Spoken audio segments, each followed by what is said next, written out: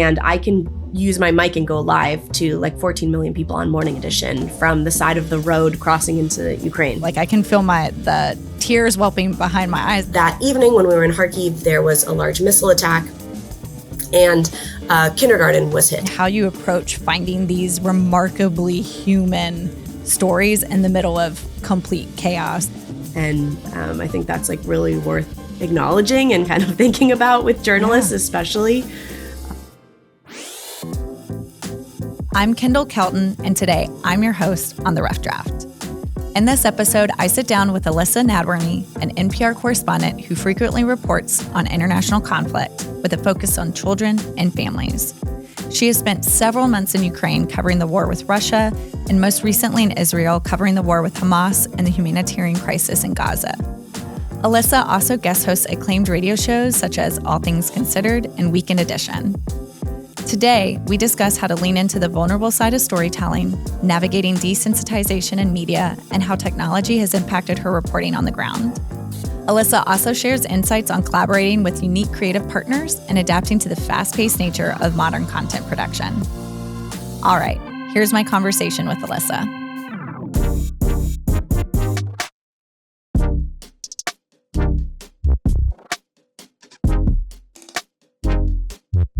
So, Elissa, you have spent quite a bit of time these past few years covering war and humanitarian efforts on the ground in both Ukraine and Gaza. And so many of your stories are focused on those most vulnerable. So families, children, mothers.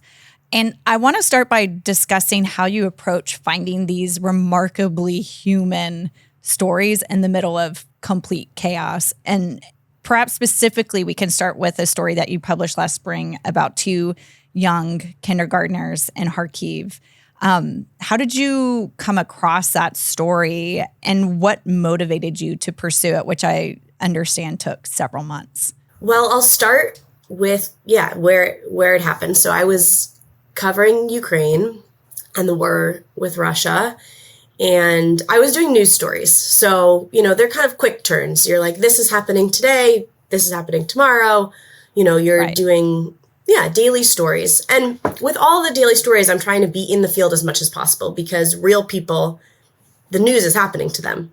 So even if it's a quick kind of news hit, I'm still trying to spend as much time with real people as possible. So we were in Kharkiv. We were actually there for a different story. The start of school was approaching. So I kind of knew that I was going to have to do something on this beginning of school.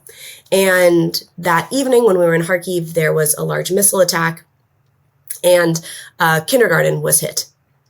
And so the next morning we went to basically the aftermath where people were cleaning up. There had been two teachers' aides that were taking out the trash and were badly hurt when artillery hit, like damaging the kindergarten. And so it was like a perfect illustration of why schools in Ukraine weren't starting in person, because this threat was very real. Right. And like if there had been students there, it could have been a much worse story. So we went and we visited with the head of school. We saw the damage. We learned about the teachers' aides who were in the hospital and turned that story around pretty quickly to put it on Morning Edition. Ukraine's new school year begins today in the middle of a war. About a fourth of schools will start in person. The rest will attempt the year online. NPR's Elissa Nadworny has the story from a school in Kharkiv. Kindergarten number 323 sits among a number of residential buildings in the center of Kharkiv, Ukraine's second largest city close to the border with Russia. Instead of students outside, there are city workers cleaning the debris left from Russian shelling. And it was just kind of the scene of the school, and the teacher had said this one thing in that story. As she walks us out of the school, her eyes drift to a pink toy truck poking out of the rubble. She starts to tear up. It's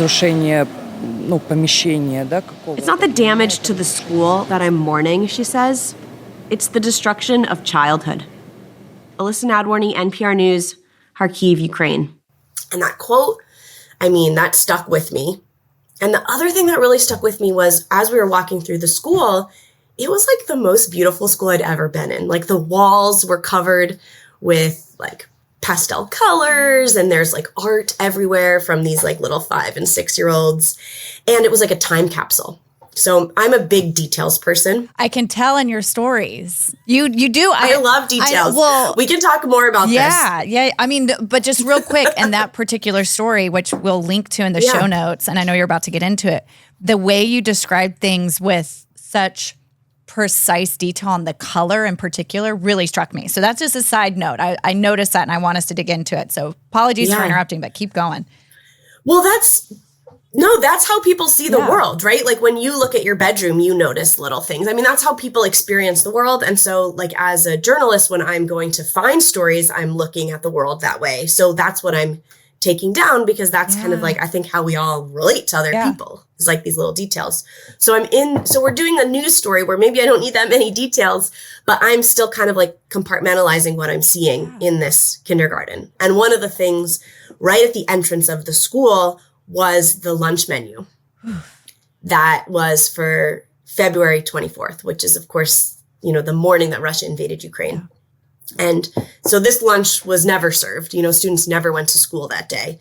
But I'm visiting 8 months after the war has begun, and that menu from February is still hung up on the wall because it was like the last day that there were ever kids there. And like, even in telling you, like, I get kind of goosebumps, like thinking about that.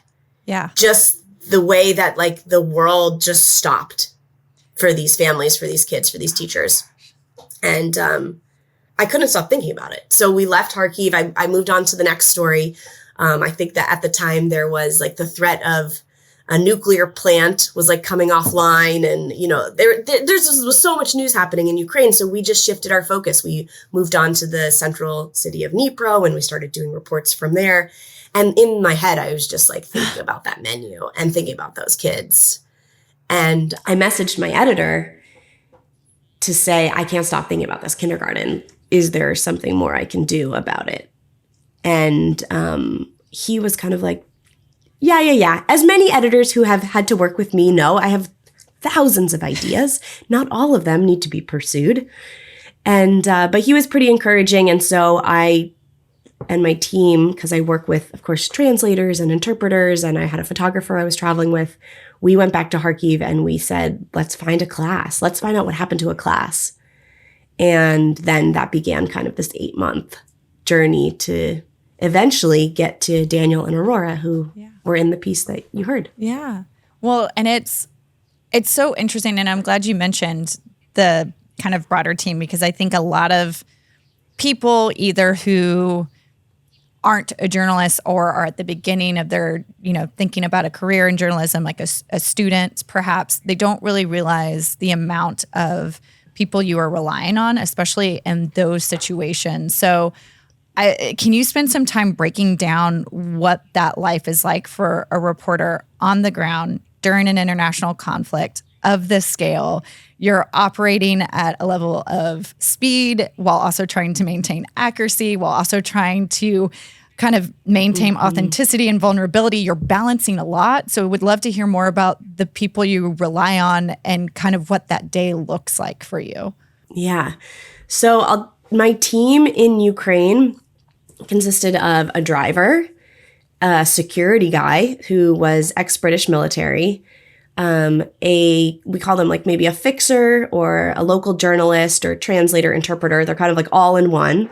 The one that I work with most frequently is named Hannah, and she is amazing. So she's Ukrainian. She's from the city of Dnipro. And so she's doing a lot of kind of like talking with people over Viber or Telegram or WhatsApp in Ukrainian and in Russian.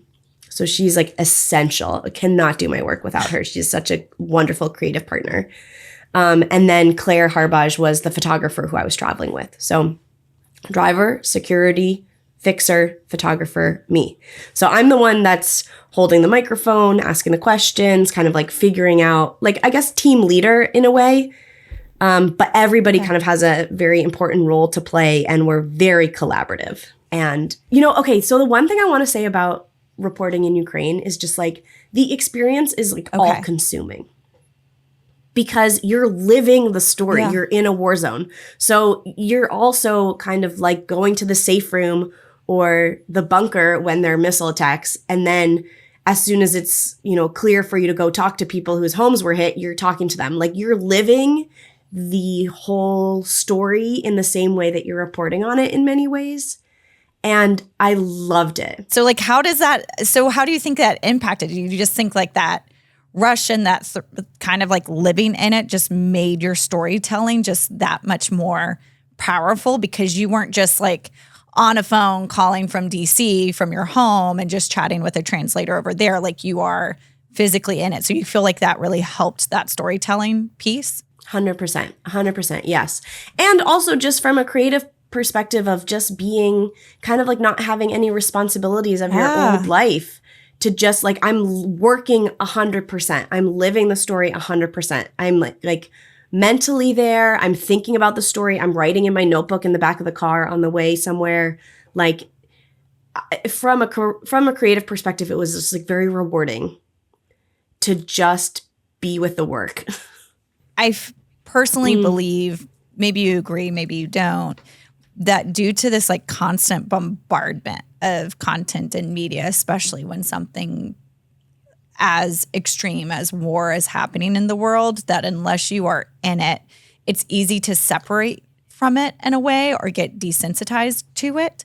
And so in your experience, especially living on the ground, how do you navigate that? Like, how does it impact your approach, and how do you spark more action, especially for people back in the US, as an example? Okay, so my kind of solution to this, what I think about is I go back to change. What has changed? What stories haven't we heard? What's different now than was, the way it was 2 months ago. So I'm always looking for change and difference, because I think that helps us pay attention, when we maybe haven't before. And then I think details and kind of the similarities that cross culture. So, details play a big role here, but I'm thinking of a story that was in the Washington Post, which I just loved, by one of my favorite journalists, Lizzie Johnson. She profiled a young teen in an area that had been controlled by Russia in Ukraine. And she used her Strava app, and she would just run every day, walk. Like, her town is essentially deserted. She's like one of the only teenagers left. And she's just like logging as many miles on her Strava app. And you're like, I know Strava. Like, I log miles. Like, it's just like there's these details that make us like so relatable to other people. And I think that's one of the things that I think a lot about in terms of getting desensitized to suffering and kind of the overwhelm of a big story. Details matter. Individual stories matter. I want to connect with humans, not with ideas. And then kind of like, what are the similarities that just like we're all experiencing? I felt like, especially the story about the moms in Gaza, it was like, what are the challenges around like a diaper that fits, or like getting food? Like, what are kind of the daily live things that people in the US relate to, regardless of kind of like what's going on in their lives? Well, I have a 4-year-old son, and listening in particular to the piece you did on Gaza and those pregnant mothers in the camps, and then like I think the diaper was just so many sizes too small, and I was like, oh my gosh, that like hit my heart so hard. I mean, like, if that's the only thing you have, and the baby's uncomfortable, and the mom's doing everything she can, I was just like, oof, like I can feel the tears whelping behind my eyes, because I'm like, I've been there, but I've also had access to fixing that somewhat quickly, and not imagining not having those resources. It just is a gut punch. And I can only imagine that as a reporter, it can like navigating that balance between caring for the individuals you cover, that vulnerability, and also achieving like the story's objectives. Like, you're on the clock and you're trying to kind of express what's happening in the world. Like, that has to be so tough. That has to be draining. Yeah, it is really draining. I mean, I think like empathy and connection like are my superpower. That's what makes my stories good. But I think it does have a personal cost in kind of holding everyone's story and holding people's sorrow and their joy, and just kind of like the emotional bandwidth that I'm like capable of experiencing. It has expanded, but it does have its limits. And I think that's like really worth acknowledging and kind of thinking about with journalists, especially. I have a therapist who helps me a lot process like what all this means and that it's okay to kind of like be overwhelmed by emotion on a daily basis. I can only literally I can only imagine. But it's also wonderful, you know, like I don't want to make it seem like so I couldn't do my job without it, without that like swell of love that I feel. Well, no, and so that's actually a great lead in because I guess I'm wondering how understanding you have a higher ed background and you're reporting, what was it that attracted you to those type of stories? Was it just like this innate, you've always had that empathetic feeling, or what kind of attracted you to pursuing that? You know, it's funny because I actually haven't done a lot of deep reflection on this because I think finding those people comes so naturally to me. Like, I'm a woman, you know, I'm in my 30s. I see friends around me having families. I think it's just like, it's not a cop-out of an answer, but I think it's just like that's where kind of your identity comes into play. And those are the stories I look for because those are the stories I care about. No, I don't think that's a cop-out at all to say that. I think I was just like, it is just one of those, like you have, people follow certain beats, and I've always been kind of interested of like what attracted you to pursuing this and leaning into it. Well, I'll say that I started education because education touches everything. Like that was a beat when I was coming up to be a journalist where I was like, I love so many things. I'm interested in so many different ideas, housing and families and economics and like all these things. And it's like, oh, well, they all touch education. Education is where it starts. The basis of being an education reporter and like thinking about stories holistically and like being human centered, like it almost doesn't matter like the topic now. Like that foundation in like youth and families, I think is just going to permeate everything. I think that's really beautiful, and it's a good reminder that you don't have to like fit into one particular box. And isn't it great for like storytelling purposes too? Like I wish people mixed up what they did. Like I think it brings such a great perspective and like like change your medium, change what you cover, change your topics. Like the thing that's consistent is you and kind of like your creative ideas. But change, I think, is so good, and we do not do it enough. And we don't trust that people can do it enough. We're kind of obsessed with this idea like, oh, well, you haven't already done it. It's like, so and it feels scary and overwhelming. But it's so interesting because the way people absorb content and just the way you tell maybe one particular story. I'll take the kindergartner class, for example. If you go to NPR's website, if you were to listen to that story, you will hear one thing on the audio, but then if you read everything underneath it, it's slightly different. So you're getting different perspectives depending on if you're reading or listening or whatever it may be. And there's just so much content out there. And so you have to maintain that flexibility, right? So how have you felt that the last few years? Because I think that's also run in tandem with everything else that's happening in the world. Yeah. Oh, there's this proliferation of do it on every platform and every medium. It's totally. But the thing that's kind of fun about that is that there are people who are really good at each one, and they have so much to offer you in terms of learning. I'm thinking specifically that digital story of the Ukraine kindergartners. I partnered with someone at NPR named Connie, who is a mastermind of builds, interactive builds. Oh yeah, and the kind text, of doing really the text, cool things. And that was beautiful.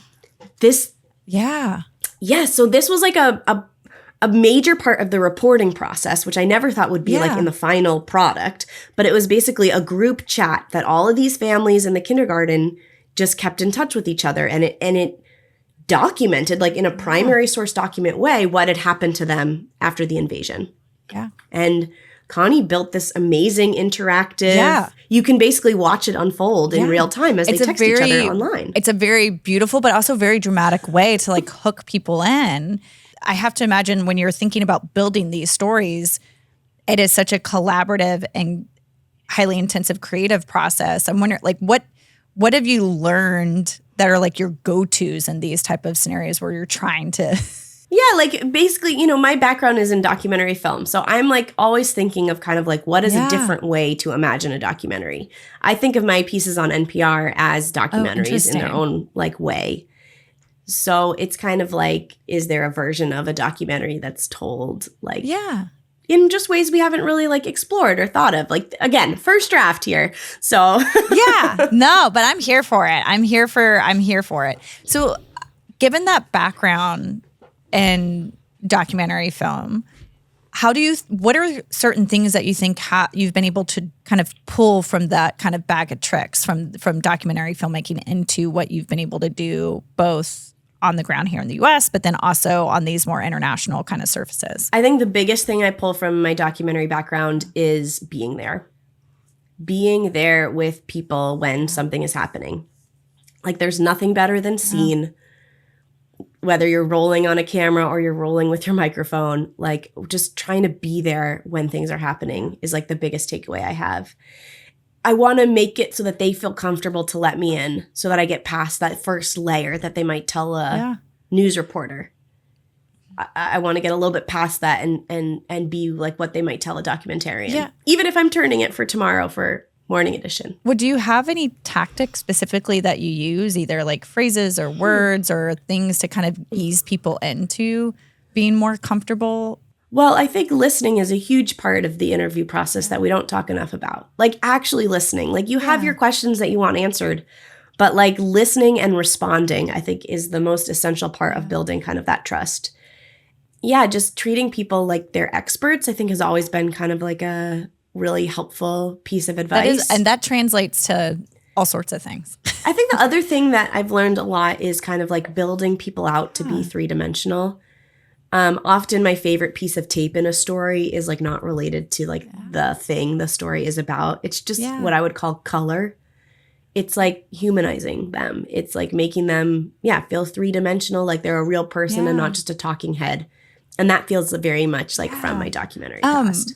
So I want to spend some time just talking about like your specific creative process. Like, are there tips and tricks or tools that you use that you think would be helpful for others? I'm thinking about what I want the final product to be from the beginning.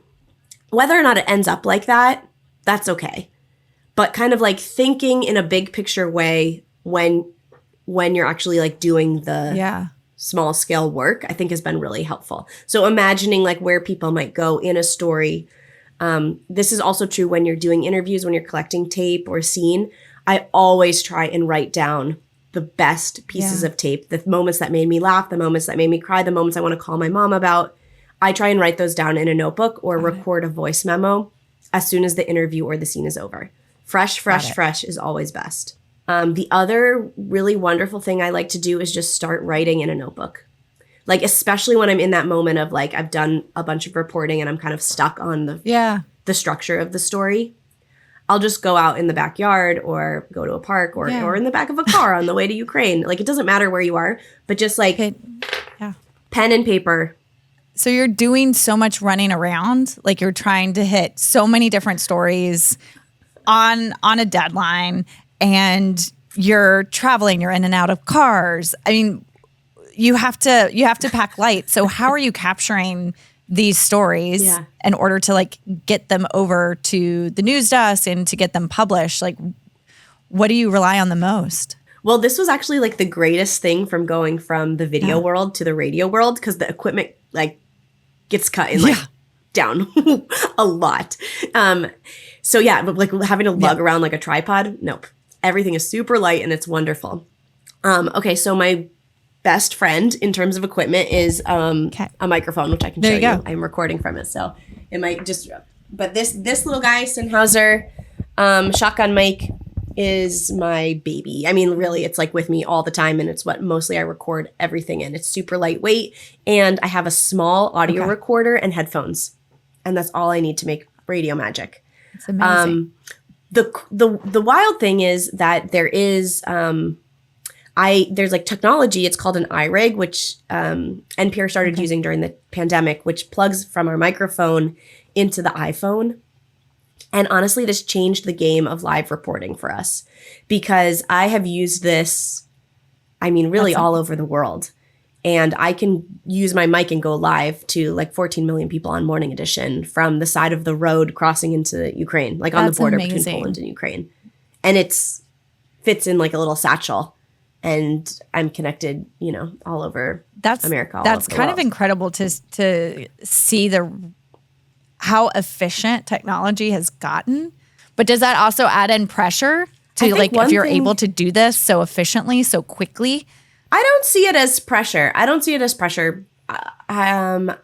it as ease, really, because I think the pressure of still getting on the air fast was there when you had to unplug your Marantz, get your cables, plug it into your computer, drag it to your desktop. I actually feel like this is cutting out the anxiety moments of trying to be fast to get it on the air. You've talked a few times around just your team and kind of how collaboration is key to storytelling. And I even noticed on X the other day that you did a shout out to editors, just hearing you out on stories and helping you kind of navigate it. So would love to know kind of how you lean on creative partners and how it enhances your storytelling. Yeah, absolutely. I'm so glad you asked that because, look, we all like to talk about the stuff we're working on, but I actually think that's an essential part of the creative process. And I lean on a lot of the people that I respect and value their opinions on to kind of help shape what things look like and how I think about stories. So these are official editors, that get paid to help me, but also informal editors, friends. I have one of my first friends growing up in Erie, PA. I like to think of her as my first creative collaborator. We wrote a play when we were in 6th grade. Oh my gosh. She lives in Northern Ireland. She's a playwright. And we talk about creative process all the time. And our mediums are so different. And the work we do is so different. But we are on the same page about how to get this stuff done. And the pitfalls. Do you think there's but I know they're so different, but do you think there's some similarities though at the same time? 100%. All the things we've talked about, details, character development, kind of the pacing of stories, because all those elements are still the same, regardless of if it's fiction or nonfiction or on the radio or in a play. And it's really fun to kind of there's no competition or anything. We're making totally different things. And yet our conversations are just hours long and are so productive. And she has such thoughtful things to say for the stuff I'm making. And I love giving her feedback on stuff that she's making. And there's no stakes because we just trust each other's brains. No, I think that's so interesting because I think it's easy to get caught up in your own thing or your own field or your own kind of to-do list, but breaking out of that and getting that kind of a different perspective or a different kind of lens. I think that's actually quite a good tip to give people, is to kind of trust the feedback of somebody who may not be as in it as you. Well, and I've often worked with one producer at NPR a lot. Her name is Lauren Magaki. She wasn't always with me in war zones, which is a bummer because she's the best. And her brain is incredible. She thinks about stuff differently than I do. So we get to have two brains when we're working together.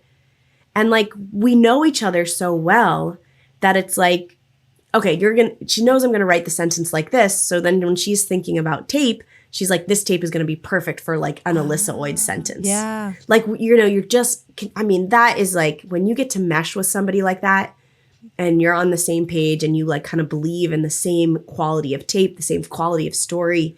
It's you just got to hold on to them as long as you can. I think that's very beautiful about leaning in, doing things as a team and not operating so much as in a silo, because as human beings, we thrive on that connection. So I think that probably comes through in your storytelling as well. I'd love to end on a couple things. One are some of the lessons you've learned throughout your career and things you wish somebody would have told you back when maybe you were leaving college and entering into this field. Especially given the fact that you work so closely and report on students in particular, what would you like them to understand? Well, I think no one told me about journalism, and I wish that had come a little earlier. So I always knew I wanted to be a storyteller. I was obsessed with ER when I was in high school, and I was this is what I want to do. I want to make ER. Yeah. As every good I want to work with George 90s Clooney. would. Yeah. I want to work with George Clooney. Speaking of George Clooney, let me just My friend just got me a signed headshot of Dr. Ross. There he is. Dr. Ross. Oh my God, I love that.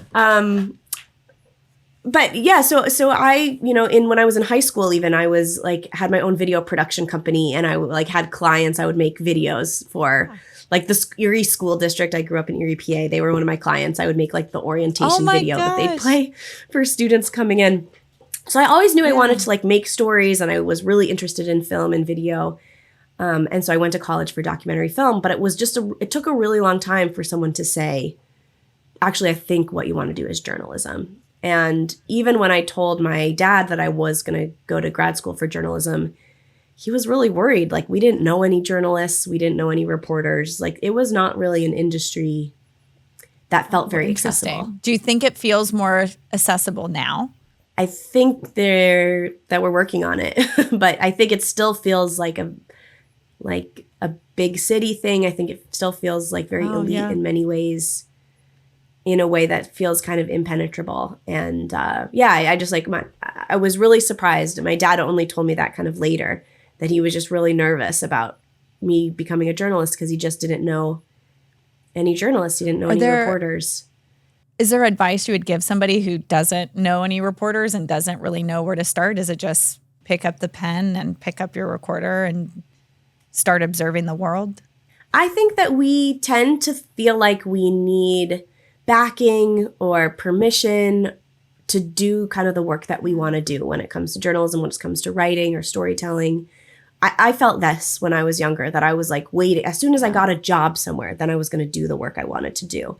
And what I wish I had told myself was just try and do it. Like, you don't need permission. Like, you don't need the big names. Like, it's you're the thing that's like great and going to help like make the work great. Well, I think that's a beautiful place to end. I think that, and a good reminder for people, especially if they're beginning their career or making a transition. We talked a lot about a few different stories that you have published out into the world. Where can listeners follow you, maybe learn more about some of your reporting? We'll put everything into the show notes, but please let them know where they can check out your work and follow you. Okay, so I've had an on and off newsletter called Brief Stint, which I feel like is very meta because sometimes I send it and sometimes I don't, but I'm going to try and be better about it. And so that is at Substack, and I'm Elissa Nadworny, my full name, and the newsletter is called Brief Stint. So I'll make sure we can link you to that. But I'm on Instagram at Elissa Nad, and I'm on Twitter, now X, at Elissa Nadworny. Awesome. Well, I appreciate you joining us today and sharing some more kind of insights and more color. We've talked about the importance of color, but more color into kind of what it's like on the ground. So I appreciate it. Thanks for having me. Well, that's it for today's episode of The Rough Draft. To learn more about our guest and to find links and resources related to the conversation, check out rev.com/podcast. If you enjoyed today's conversation, be sure to rate and subscribe in order to stay up to date with the latest episodes. Thank you for listening, and we look forward to seeing you again on the next episode of The Rough Draft.